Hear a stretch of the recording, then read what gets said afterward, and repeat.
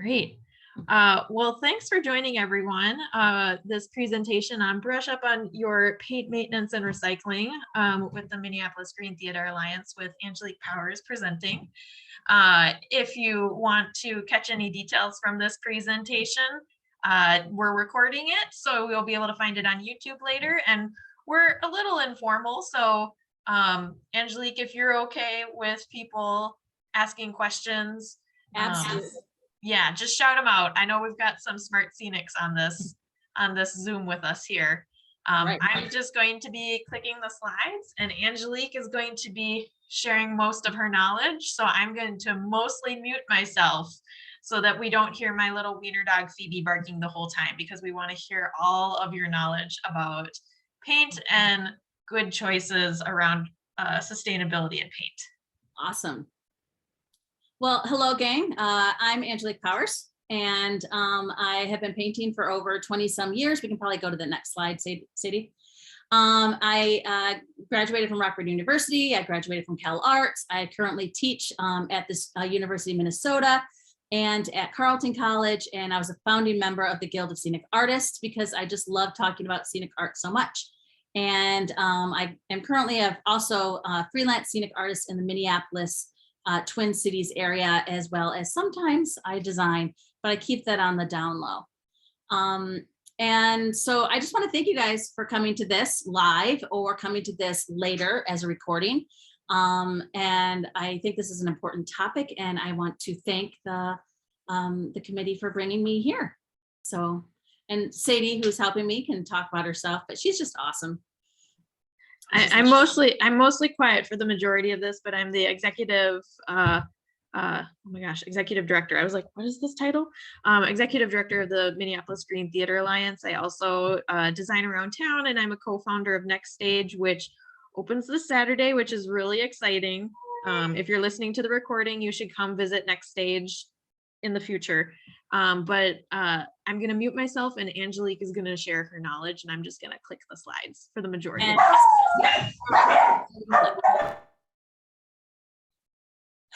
She's clicking for me because I have anxieties about technology.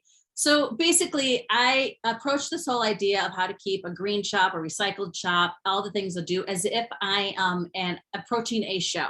So I wanted to start with the idea of paint selection, all the tools that I use, what I do with leftover paint at the end of the show, and how I clean up at the end. So basically from paint to paint sink.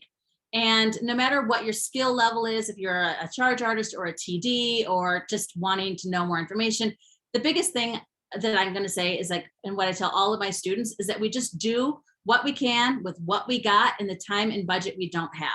I have worked for universities that have money. I have worked for high schools that have no money. And I have worked for commercial shops that have all the money in the world. And in all of those, we're always making choices based on what we can do. So just do your best that you can. Next. So we're going to start with paint coating and selection. And basically, we always want to paint things as pretty as we can and as efficiently as we can. Next. So basically, always we're going to be choosing our products, and we're going to be talking a little bit about oil-based versus house paint versus scenic paints. I'm going to do a little bit deep dive into what an SDS is and what sections are the most important to look through when you don't have time and you don't know how to read an SDS. And then I just want to break down for one type of product that we often work with lately is called elastomeric. And as you can tell, this is literally like all the paints that I have to choose from. The one on the left is my at-home kit, so don't judge me for being messy. At least I have a kit. So there we go. Lots of stuff to choose from. So balancing the needs of your budget with your health and with your personal health, the health of your shop and everybody around you, along with what you actually need to get the job done. So oil-based products for me are almost always a no-go. I don't want to deal with the hazards of cleanup. I don't want to have to deal with the fumes. The closest thing I probably get to in terms of an oil-based product is shellac when I'm going to use it as an FEV. But so that's like kind of like on the minor end. And those tools, when I am working with shellac, I just let my tools dry and throw them away. I don't deal with the denatured alcohols and things like that. House paints, obviously, we're all going to use house paints. because they're cheap, they're affordable, they can get the exact color that you want the first time. It's because it's really easy to roll into your store and say, I want this color blue and stuff like that. However, house paints can create a lot of waste in the end because they are harder to mix with. If you don't know, I'm not going to waste everybody about what's in paint, but house paints start with a lot of white paint and then they add tint at the store. And sometimes you don't know what tints they're adding. So you can take a can of red house paint and you can take a can of blue house paint and you think you're going to get a purple and you're actually going to get a dull mud. What? So that's why we like working with scenic paints. Scenic paints, as you can tell up there, are really great for soft scenery, and they are made at the factory with one type of pigment in them, which is why they are so great for thinning out. So you can get like 1 gallon and use it, get like 10 gallons of paint out of that. So that's another really great ecological thing to think about is, how much paint can you get for the bang of your buck? The other thing about scenic paints is they have a lot less fillers in them and things like formaldehydes and bug killers, which means they can get moldy easier. So they're also quite not as durable and strong. Sometimes you have to still add a little of sealer to them, but it's all about choosing your battles. Like, what do you need, where, and obviously makes sense to always start with what you already have in stock before you buy new. Next. All right. So one quick thing, when I was talking about the difference between like house paints and scene paints, is that a lot of scenics will create a list of house paints and whatever brand they're going to use. And they go, oh, I like Sweet Tea in Glidden because it looks just like Roscoe's Burnt Sienna. And so I know that if I'm working at a high school and I need to do a lot of rust and they can't afford the $60, $40 gallon of Burnt Sienna, I can get a $20 gallon of Glidden Sweet Tea and it will work the same. Next. It also helps you control your colors. So now that we're talking about mixing paints, there are lots of ways to tip, just like not waste paint at the very, very beginning, because our goal is to try to mix the perfect amount and not accidentally mix 3 to 5 gallons of paint too much.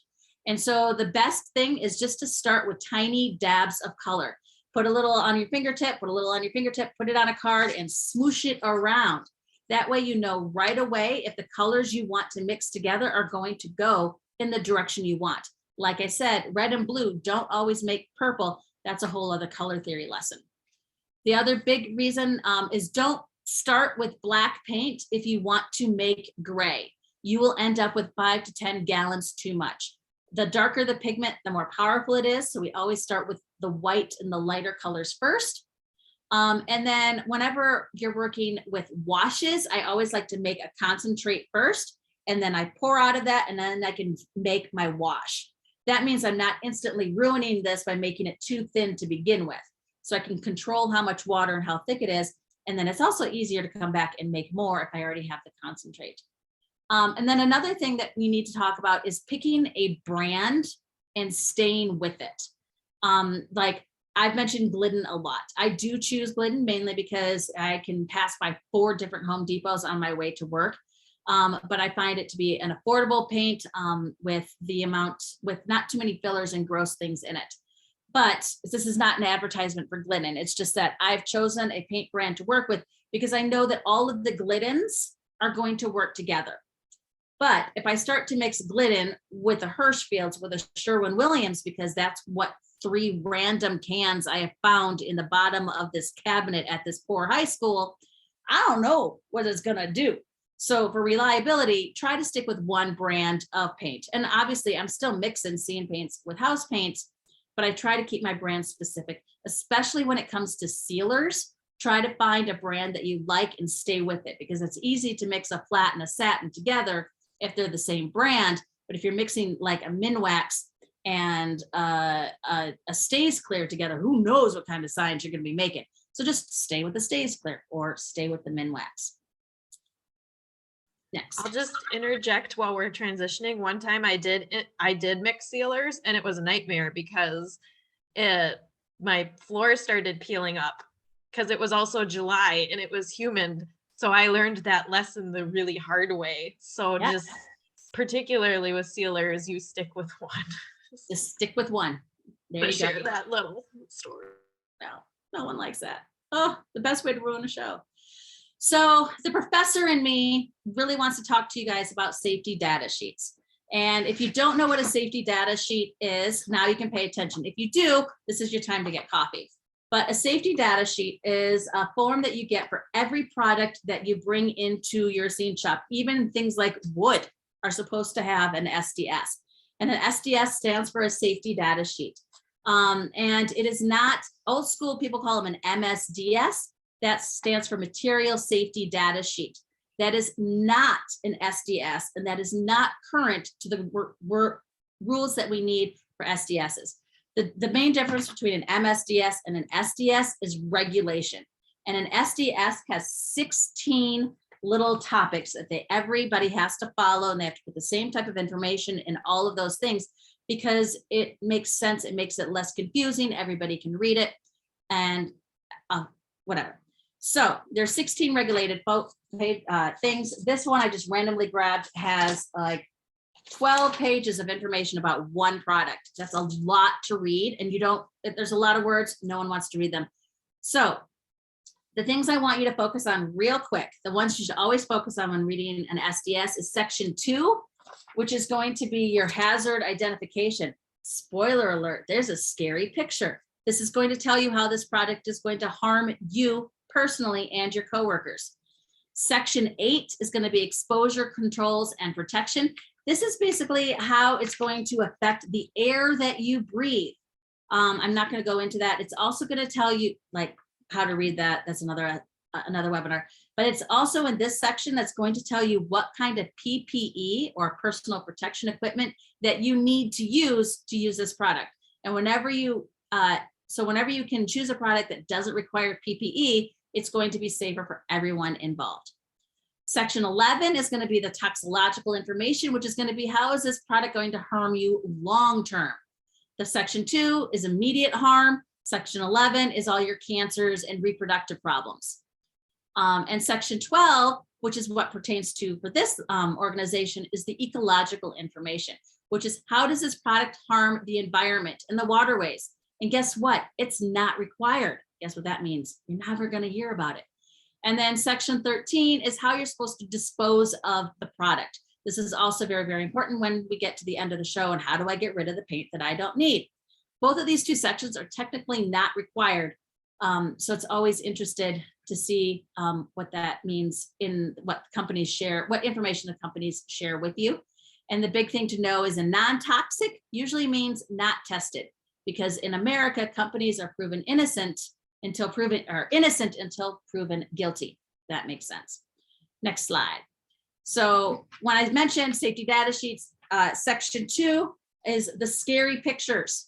If you see a scary picture, that's your clue to actually start reading and actually see what they're supposed to be. They're all, and it's a standardized picture across the globe, which is why we like the SDS system. That scary guy up on the left with the exploding lung, that's your cancers and that's your reproductive issues. If you just see an exclamation mark, that just means, we're probably not that great. We're probably going to give you a rash, but you still don't really want to be touching us. And then you have corrosion and exploding bombs. You really don't want to be using that stuff. And then for our issue, I want you guys to look down in the middle. You see environmental, once again, a non-mandatory picture of a dead fish. So if you're looking for things to be safe for the environment, look out for the dead fish. Spoiler, you will never see a dead fish. We will get into that in a second. Next. So the reason why I talked about SDS is because I want you guys to all be safe and choosing safe products for you and for your coworkers and for the environment. And one product that has really grown in popularity in the last 5 to 10 years in the theater and scenic world is called elastomeric. And basically it is a rubberized roofing compound to protect us from the environment. And it's really, really great because it does what animal and flex glues mixed with dry powders did in the old days. Now we can just buy it ready-made in a bucket, so we're not introducing dusts into our environment when we're working. And it is really, really strong. It is very, very durable. It is really, really great stuff, but it's not really that great when it comes to getting onto our skin. It causes rashes, so you need to glove up, and it's actually not that great for our waterways. So now we're going to look at 3 types of products that we tend to use. Next. I'm choosing this mainly for like the Minnesota environment. We use a lot of Henry's here because that's what you can get at the Home Depot and the Menards. Roscoe Flex Coat is the theatrical version that you can get at our suppliers like Norcosco and things like that. And then the new one that we've been using a lot in Minnesota because we finally have access to it is Jack Sand 600. All 3 of them are elastomerics. They all have good things and bad things about them. Henry's is the cheapest. Roscoe Flex Coat is actually the most expensive because it has fibers in it. And Jack Sand 600 is a nice middle grade. It's also nice because it comes in gray or tan. And that's definitely one that you can get super thick so you can trowel it on for your really good rocky surfaces, or you can just brush it on. So like when you're working with foams and things like that, that's why we like the elastomerics. So taking the idea of the different grades of elastomerics and taking an eye of reading an SDS, let's break these products down just a little bit more. Next. So Henry's elastomeric, their section 2 of their SDS has 2 little pictograms. Once again, it has the, hey, don't touch me, I might give you a rash, and hey, I've been known to cause cancer. So, you know, it's not the best, but it's cheap.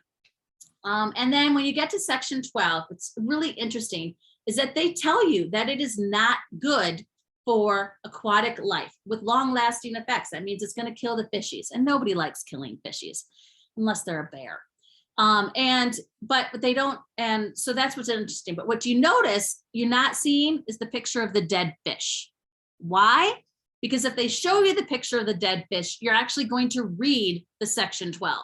So they're hoping that if they give you the information with a lot of words and they don't show you the fish, that you won't pay attention to it. Whoa. All right. Just think about that. Next one. As now we're on to Roscoe Flex Coat. Interesting, they don't use the standardized pictograms, which is kind of interesting to me. I don't know if they just forgot to plug it in, but there you go. And in their section 12, they actually, it's what I call playing dumb. They haven't tested their product to find out for sure if it's bad for the waterway. So they can say, we don't really know, but we heard maybe you shouldn't really let this into the water. You know, maybe, you know. So they're just playing dumb, but they know it's not good, but they don't have to tell you it's not good because America. And the next slide is Jack Sand 600. Their section also uses the real warning thing. And their section 12 plays dumb again. We're saying like it doesn't constitute a negative ecological environment problem as a dry product. That's the important part about here. And as a liquid, this material has low tech, it can contaminate bodies of water. So basically just don't wash this down the sink.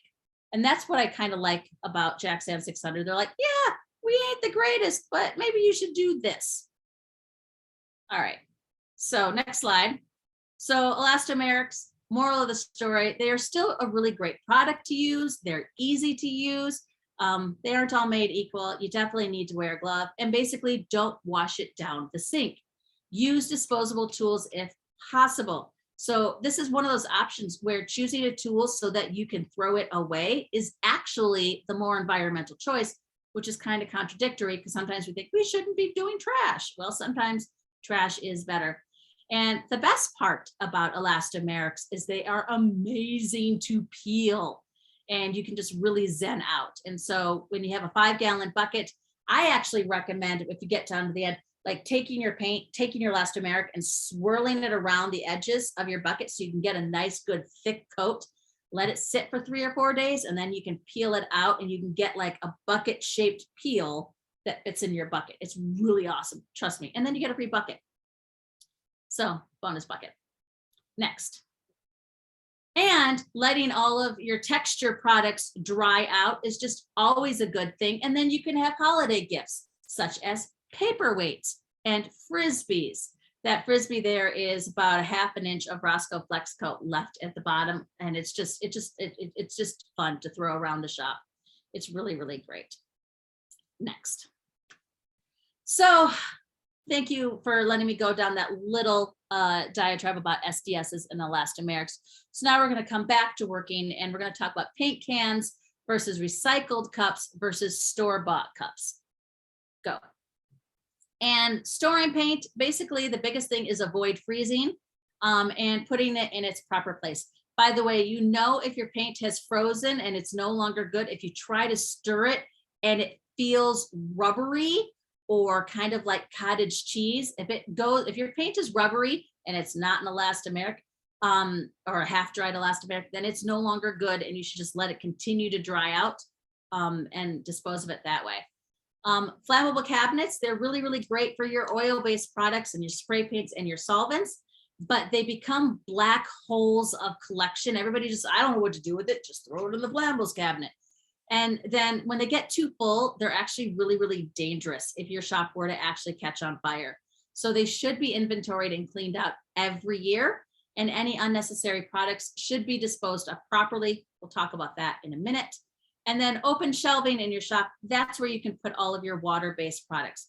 There are some schools and industries that are going to tell you that you still have to have all of your water-based products behind a flammables cabinet, and that sucks, but rules are rules. So if you're asked to do that, just do it.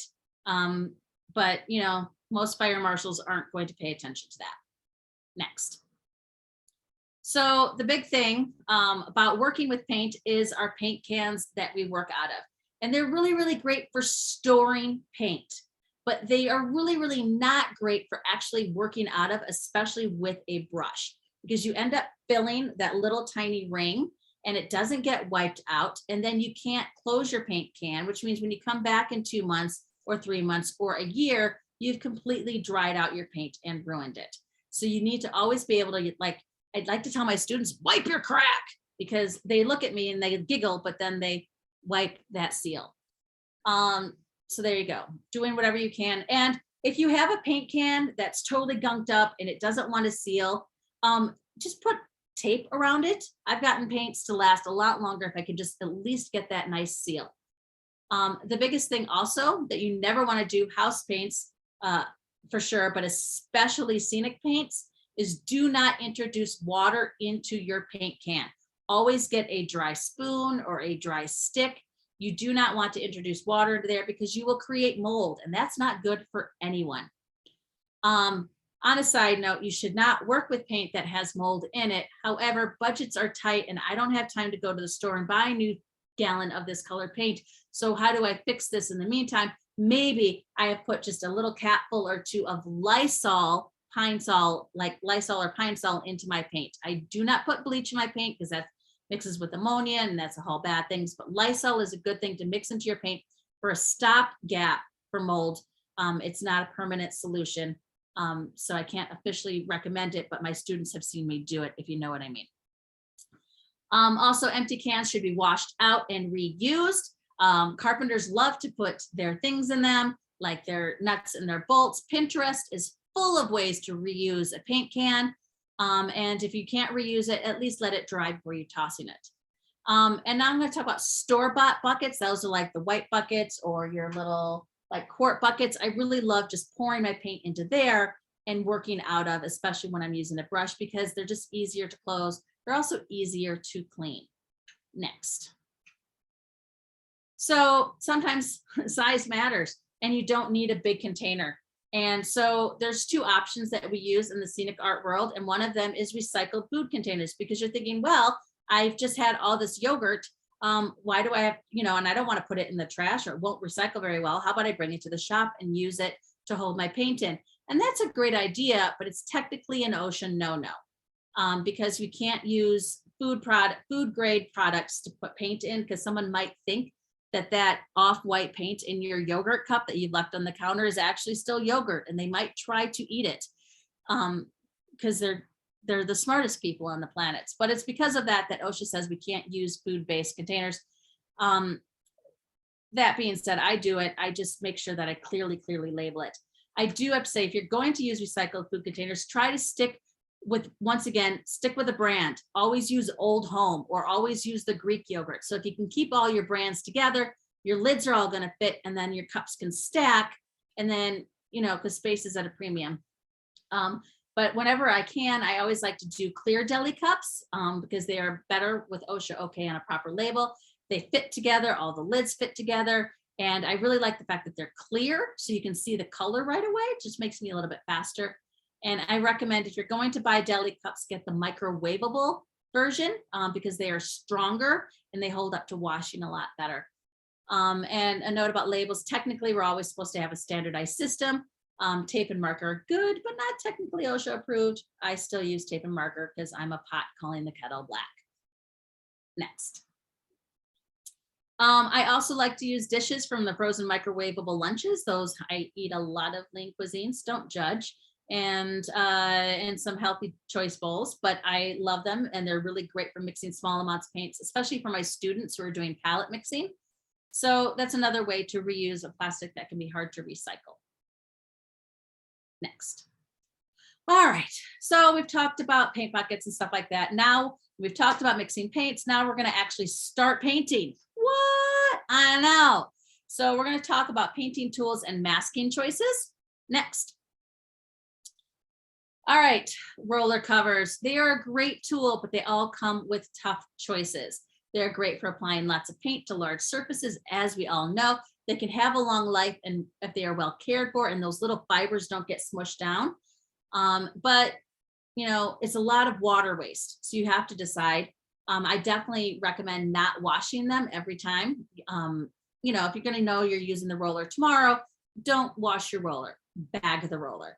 And then that's a whole debate between, do I use a plastic grocery bag, or if you don't feel comfortable using a plastic grocery bag, invest in the money and you can buy store-bought roller cover protectors. There's tons of brands, things that you can buy that will help keep your roller cover thing. I do not think that you should be putting them in the fridge. I think that's a crazy idea. I shouldn't be putting paint anywhere near my food, except for, yeah, on my break table. And then once again, I said to wash your roller or not, that's a tough choice. You're adding wastewater, or are you adding to the landfill more often? These are choices you're just going to have to make for yourself. However, if you are going to wash your rollers, I suggest making what you see there, that purple rack there is just like a board with some little sticks coming out of it so that my rollers can drip dry, because nothing worse than if you put it flat, either vertical or flat, when it drip dries, it's just going to get really hard on the edge and then you've just defeated the purpose of washing it. Roller trays, I don't wash my roller trays. I just let them dry out. And then, you know, some people I know, like every now and then you can just like peel it all off. And it's just like, once again, we love that Zen peel. Next. And a lazy scenic is an environmental scenic. And why bother with a roller tray if you can just pour and roll? I love this method for doing floors because now I'm literally not wasting any paint by putting it into a paint tray. I can just put it on my floor and roll away. Next. Spray paints. These could technically go into the paint category or the tool category, so I decided to put them here. Option one is to avoid spraying paint with a high volume whenever possible, because it's not good for air quality unless you're working at a commercial shop that has a car-sized spray booth. If you're filling your air with paint fumes, it's not good for you or your coworkers, especially in the before times when everybody wasn't always wearing masks.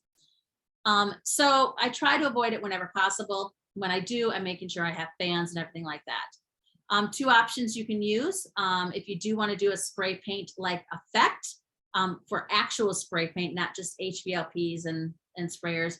I really love to use Prevals. There's a new product out there called a UCAN. And that one, you fill it up and then you pump it up with your bike pump, the tire bike pump, and then you can spray it out like spray paint. I've tried to use it. I couldn't quite get it to use it, but some people have been able to use it with great success. And then the other option is they are now making water-based alternatives in spray paints that can be really, really great. I've heard really, really great reviews about this sugar spray paint. It's UV resistant. So if you want to be good to the environment while doing your tags, there you go. Next slide. Masking. It's good for floors and bad for trash.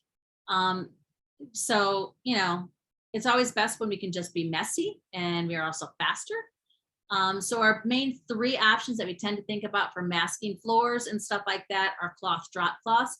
And they're fantastic and great because you can reuse them, but they don't always lie flat on the ground, and so they cause tripping. And paint can still seep through. And then you need to make sure that you have the storage space for them. And if your paint builds up too much on them, then they flake off and onto your project, which is just annoying and nobody likes that. Another good option for masking is paper. That's really nice. It has great absorption. It can be laid flat, so it's less of a trip hazard. And with careful reusing, they can be reused, especially if you're painting backdrop. Sometimes we'll do is we'll paint a backdrop, and then we can actually take the entire piece of paper and flip it over and use it for a couple of times. So it's not, as bad. And it is better in a landfill. Once paper has been painted on, it can't be recycled, but at least it's not going to sit in a landfill for thousands of years the way plastic drop cloths can. I avoid plastic drop cloths whenever I can, mainly because I think they're trip hazards. If they get wet, they're very slippery. But sometimes you do have to reuse, you do use them because they are reusable. And then once again, they also have that paint flaking off problem. If you're using them and laying them down and picking them up and laying them down, the paint can flake off, which is gross. And like I said, they are worse for the landfills. But what if there were other options? Well, Timmy, you can think outside the box. Other options that don't cause tripping. Have you noticed a theme here? I hate tripping. I'm old. I don't like it. So one thing is if you have a more permanent paint space that you want to protect, I had a shop once that bought me a big piece of remnant linoleum that I was able to lay down on the ground, and it wasn't any slipperier than like on concrete or anything like that. If I was using a lot of water, obviously I wanted to be mindful. But it was really great to work on. And it just sat there and it did its thing and it protected the floor. But if you need to, and remnants are super cheap. But if you're going to pull it up and store it, you do need to make sure that you have room for storage it. And then my new favorite thing that I like to use for masking is called Coroplast. It's that plastic cardboard stuff that sign makers use, and you can buy it in sheets as big as 4x8, or you can literally just go and, find somebody's, no longer useful garage sale sign because for smaller things. I like them because they're really, really lightweight. The paint doesn't flake off of them. And I can just move them around. I can just take this 4x8 and shove it around wherever. At one of the high schools I work at, I have 3 pieces of 4x8 that I've been using for 3 years. Every time I go in, I lay down the 4x8 sheets of Coroplast. I'm all messy, and then we can pick them up and go on. So they're really, really great for reusing, even though it's plastic. All right, next.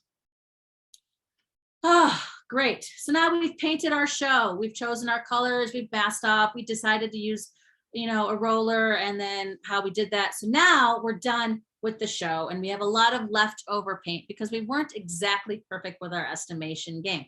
So what am I going to do with all of our leftover paint? Next. We're going to reuse it. We're going to recycle it and everything that we can do. So the big thing to know is that at the end of your show, all good paint that's not super watery, that's not moldy, can be stored and used for another day. You can put it back into its original container. You can combine like colors together. And so you can put 3 different reds together and get master red or whatever. Weird, random, not useful colors can be combined and made into what's called a slop paint. We use that for back painting or base painting, whatever you need to do. And the reason why I say non-watery paint, because once again, too much water will create mold, and we don't like to paint with mold. Maybe you want to think outside of the box and make pour art. And then did you know that paints, if you were to pour it out of your bucket, because that's what I told you to do, and put it back into your bucket, and you know that it's a color you're never going to use again, did you know that you can recycle it? You can. Next slide. In Minnesota, we have an organization called Paint Care, and we spend just a little bit of money every time we buy a brand new thing of paint, 49 cents to up to $2.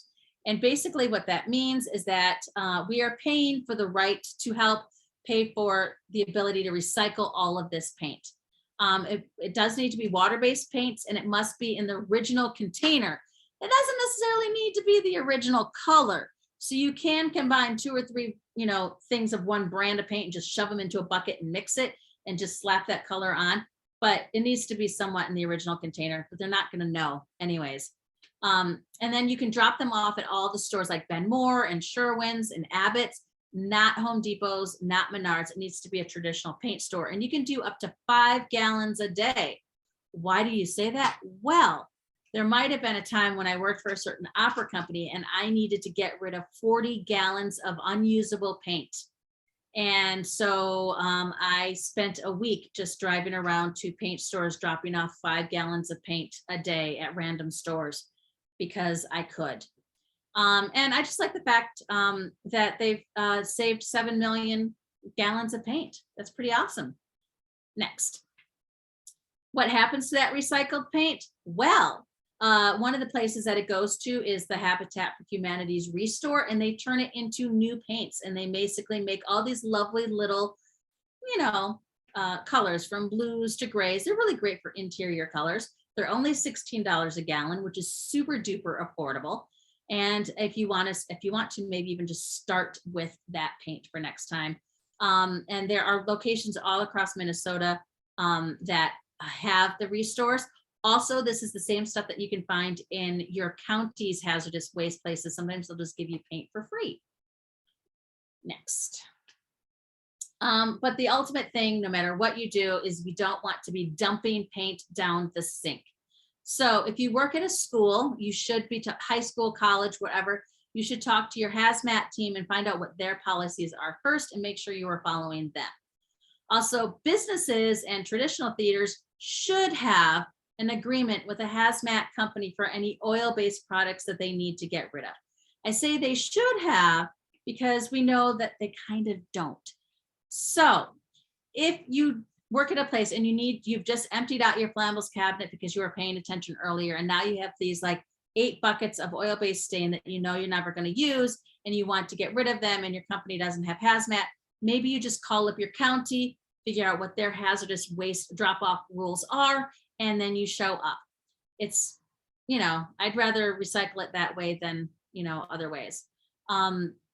And then for most places, following your local rules for water-based products and disposals is good enough. Once again, we want to check section 13 of your SDS, which will probably not have any information in it at all, but at least you checked and you tried. And once again, we're not dumping paint down the sink. Next. So what do I do with my paint, Angelique? Well, Timmy, option 1 is that we leave it out in the air to dry slowly. It's going to take forever for that paint can to finally evaporate. So I don't have forever, but what I do have is sawdust from my carpenters. Or if I'm at home, I might have just bought a bag of kitty litter if I'm disposing paint at my house. And it's really great. You take a bucket, you pour in your paint, you throw in your sawdust, and you mix it up. And then you throw in more paint, and then you throw in more sawdust and mix it up and mix it up and mix it up. And eventually it looks like really gross, disgusting, super chunky oatmeal. And then you can safely toss it. Once it's hard and no longer a liquid, that is usually when most landfills will take your paint. Next slide. So now we're done with our show. We painted it, we've recycled our paint, or we've turned it into sawdust goo, or we put it back on our shelves. And now we have all of these buckets and brushes to wash. And so we're going to talk about paint trap screens and water usage tricks. Go. So catching the crud, it's a good thing because I like puns. So the best thing you can do to your paint sink and to your waterways and to your plumbing bills is to make a paint screen. And basically it's going to be a frame of either metal or wood that sits at the bottom of your sink, and it has a support in it and it's covered in window mesh. And that is going to act like a big strainer, and it's going to collect all of the chunks. You don't necessarily get dried out chunks of paint when you're washing a brush or washing a fresh bucket, but as soon as paint starts to stick on the side of your buckets, that's when you start to get chunks. And it's those chunks that we do not want going down the drain. Next slide real quick. So this is a picture of the paint of this thing that I have in my sink here at the U. It is way over engineered, but this thing, I could stand on it and I weigh a little bit more than a 5-gallon bucket. Just a little bit, I promise. And so I really, really like it. But that little picture over there is what didn't go down the drain after I watched just a couple of like little deli cups worth of buckets. And so that's amazing. This is why we like this, why we like the paint screens. Next. The next line of defense we have in protecting our waterways is called a paint trap. They collect and filter our sediment from the water before it clogs your pipes and enters our waterways. If you don't have one already and you need to buy a new one, you are looking for a sediment or a plaster type of trap. You are not looking for a grease trap. They have 2 different types of filtration systems. And so the sediment plaster things, they go into, it goes, you can see that big black thing there. It goes in, there's a lot of filters, they collect all the crud, and then the water can continue flowing out. In the past, the paint plaster taps used to be really, really small, about this, a little bit bigger size of a human head, and they fit really nicely under our sinks. But the problem was that they filled up really, really fast. And so you were constantly cleaning them. Plumbers hated them. So now they've switched to these bigger Mahama, big dudes. And they're really great because you don't have to clean them as often, but they sometimes don't fit underneath your paint sinks. And as you can see, they installed a new one and I had to move my paint sink over. So now my faucet is no longer centered on my paint sink. It's great. Next. The bonus thingy. I don't know what this is called, but it's an access cap. And we had it installed and we can now take just a little nut and we can unscrew that ourselves. And we can put a hose and like power wash out our thing if it starts to go slow. It also makes it much easier and happier for plumbers to do a snake. But I will say that once we had this installed with our baby paint trap and we were having to do this like once every 2 weeks, we were having to rush out our line with water. But once we got our big behemoth of a paint trap, we haven't really had to use this thing like at all. But it's still nice to have that. If you don't have the ability to put a paint trap, maybe at least put a little access thingy. I wish I knew what the name was. Next. So this is the biggest thing, how to use less water when washing stuff. Hint, keep it gray. The big thing is my TD sometimes goes, why are you always just soaking your buckets? Why aren't you washing them? Well, actually, sir, I'm saving you money and labor because now I don't have to work as hard or as long because the paint water will loosen the paint in our buckets. Adding dish soap or Murphy's will also help our buckets soak. And we also do what we can with a bucket of water and pre-wash your buckets before you run the faucet for a final rinse. This is what I'm going to talk about. Next slide. It's the multi-bucket washing method. So you have in your one sink, you have all your buckets that have just been soaking in dirty paint water, right? And now we have to wash them. So this was a little experiment that I did specifically for you guys. Whoa, science. So I had one side of my sink just full of buckets and sponges and stuff like that. And I had what I thought was going to take me, how much water I thought it was going to take me to wash all of these things. 2 2-gallon buckets of water. But as you can see in the after photo, I never touched that second bucket of water. I was able to take that paint, put it in the first bucket, do my scrapies, do my rinsies. Okay, good. And then rinse it out again. And it was clean enough to put on my shelf. The moral of this story is that I considered 3 gallons or so of starter water between all the dirty water and then my soaking water. And stuff like that. It took me 28 minutes to clean everything that you see on that shelf. There were sponges, sticks, everything like that. And I was able to get 25 things washed in 28 minutes. Kind of a good thing. And I deduced that I actually saved 46 gallons of water. If I had had my sink running that full 28 minutes, I would have gone through about 46 gallons of water. This is why the biggest thing, if you take anything away from today's lecture, webinar, whatever you want to call it, is pre-wash your stuff in dirty water or gray water the best that you can and conserve water.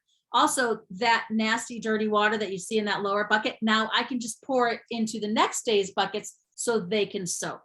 I can also use that water if I don't need, if I'm mixing with, like if I'm mixing paint and I need to thin my paint down and it doesn't need to stay a bright white, there's nothing to say that I can't use dirty paint water. There's not enough colorant in that water to ruin anything that has color in it. It'll ruin a white paint, but it won't ruin a red or a purple or anything like that. And it certainly won't ruin a brown paint. So you can just think of ways that you can not waste water and reuse water. There we go. Next slide. This is a fun thing. Is composting an option? As we are constantly washing buckets and brushes, we're constantly washing our hands, and that was before COVID. And so we use paper towels. Can you compost your paper towels? If they don't have paint on them, they're really great. In the before times, before COVID, I used to have like a cloth, a cloth towel that I kept by my sink that I would just always use for my hands only. But once COVID, it felt a little weird. I didn't want something, you know, sitting on the counter. So now I'm back to the disposable paper towels, but we compost them. So that makes me feel a little bit better about the world.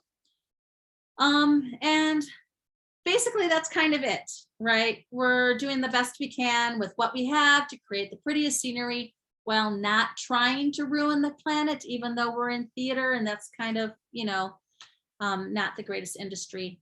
And I just want to, so yeah, I think that's kind of what I have. I'd love to hear your guys' thoughts if you have questions or anything like that, or if we want to have an open discussion. And if not, I just want to thank you so much for listening and attending, and go Green Theater. Jilly or Lucas, do you have a question? No. Blank stare. 1 second, I'm relocating. I don't have a question, but there was someone on one of the Facebook posts who has a really awesome 2-bucket cleaning Yes, system that they use that Yeah. I keep meaning to look up at some point. and use. that is going to be, hold on a hot sec. Ellen E. Jones, that's her name. Ah, Ellen E. Jones. She actually wrote this really, really great book about Green Theater that I thought I had with me, but apparently I don't. Ironic. And yes, I mean, like I've known about the 2-bucket method for years. Back when when I was in a wee pup in my career, I worked with Susan Crabtree painting backdrops. And every Monday when we would start a new backdrop, I would spend Monday just washing all of our little cups. And I would be able to wash like 20, 30, 40 cups, like little deli cups of color out of just a 5-gallon bucket of water by just dipping in and rinsing and stuff like that. It is a really useful thing to have a bucket of dirty water that you can do the majority of your washing in, and then just use a little bit of clear water at the end to do your final rinse. do you remember the name of her book? If you give me a second, I think it's in my book bag. Yeah, give me a second. I know I have it. I do have it. I just had it hidden. It is a fantastic book, and it is called A Practical Guide to Greener Theater by Ellen E. Jones. And she goes through everything from your entire scene shop of stuff. So it's not just about paint, it's lighting and wood and everything like that. She has some really great articles in here. I do recommend this book. And she goes more into depth in that whole gray water bucket water system in there. Sweet. And bonus points, if you happen to be a member of the Guild of Scenic Artists, may I recommend a scenic route blog post that we wrote by Ellen E. Jones on ways to keep a greener paint shop. It was in April, but I don't remember what year. So I have a question, Q. Yes. What was your experience with, like, for instance, mud traps with ceramics? Does that have anything? Would that be a thinner or a thicker or wider particulate filter? It's the same, like, from what I understand and my very lack of plumbing knowledge, is that the ceramics traps are what we want in theater. Mhm. Because paints are a non-Newtonian fluid. They're like starch. They can go from solid to liquid. And that's why if you've ever taken like a paint, like a Roscoe paint, and you've made like a thick wash of it, and then you come back that next day and you have like 90% water and just that crud crap at the bottom, that Mm. is the same thing as clay when it gets dried out. So that's why when you're researching paint traps, the mud traps are the ceramic traps, Okay. they're going to be what you're going to be looking for. They do the same thing. Nice. Yes. Speaking of starch, how do you dispose of your starch? Well, technically it's even laundry starch is made out of just cornstarch. That's a food grade product. You can put that down the sink. Because if you can put food water down your personal sink, it's not a real like chemical the way that paint is, if that makes sense. Yeah, I was just curious because I just noticed when we clean out our paint trap, the starch really stays in there. Oh, Like well- I'll have like curdled starch in there. It fills it up fast. So oh, I that's was trying to think if well. one- So if you're finding that that's in your paint trap and you're finding that it's not going away, then that is something that maybe you want to just throw in the thicker stuff. Then you can strain it, and hopefully it'll collect some of the starchy goo from the watery parts, because the starch can only hold so much water. That's for a future article I'm writing about. But you can mix it into your sawdust if you really want to, if you don't want to see it go down your drain. But it is safe. It's a food grade product. So your water company, the wastewater people aren't going to be as aren't going to object to that as much as say paint.